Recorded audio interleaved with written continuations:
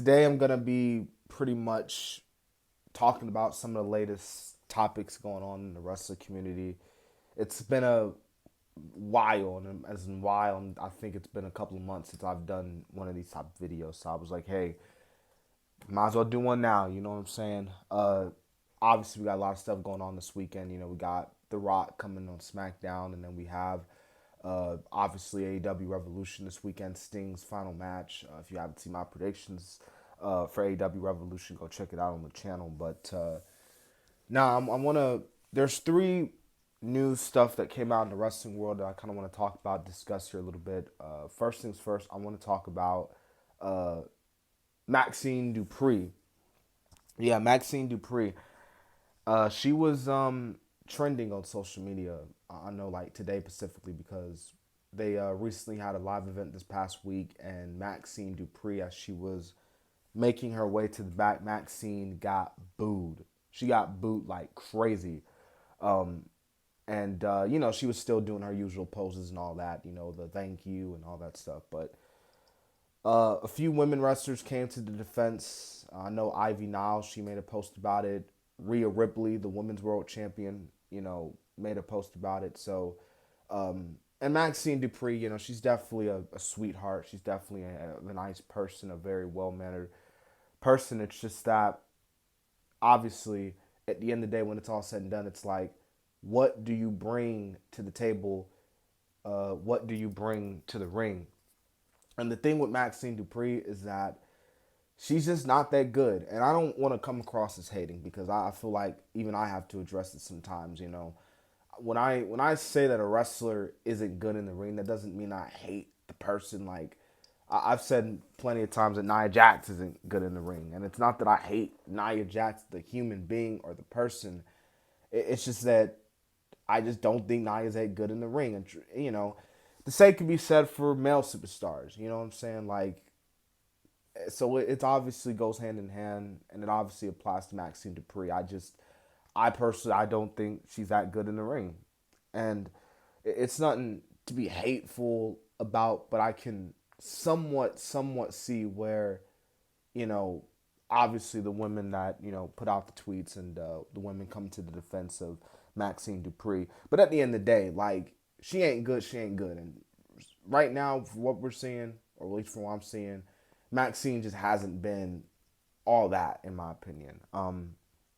But hey, you know, she's still relatively young, really, really young. So there's definitely still time for like to improve and get better.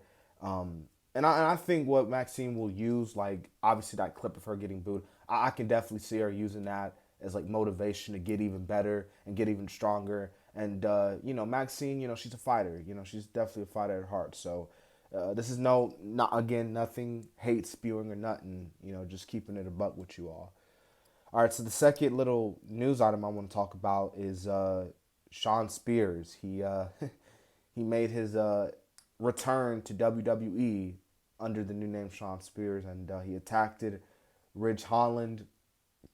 So the Shawn Spears gimmick is obviously in NXT now, and I don't know, man. I actually thought Shawn Spears, when he first got to AEW, I thought he had some potential, and then he lost to Cody, and then I kind of felt like, all right, he ain't going nowhere. And then chairman gimmick, it didn't really do no favors. And then I remember he even got wasted on a pay-per-view with Dustin Rhodes, for crying out loud. No offense to Dustin, Dustin's a legend, but we'll see what he does in WWE. We'll see what he does under that NXT umbrella. But someone said that he could probably transition into a coach or something. I don't know, but because he just made his debut, so we'll see what happens, and he might do some good stuff over there. We'll see.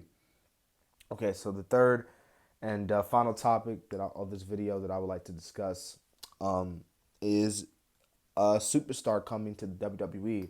It's been reported by a few wrestling websites, and it's pretty much seemingly confirmed. He recently finished up with New Japan, and that is one half of the former tag team champions in God, the Gorillas of Destiny, former Bullet Club member Tama Tonga, and the Good Brothers have also recently came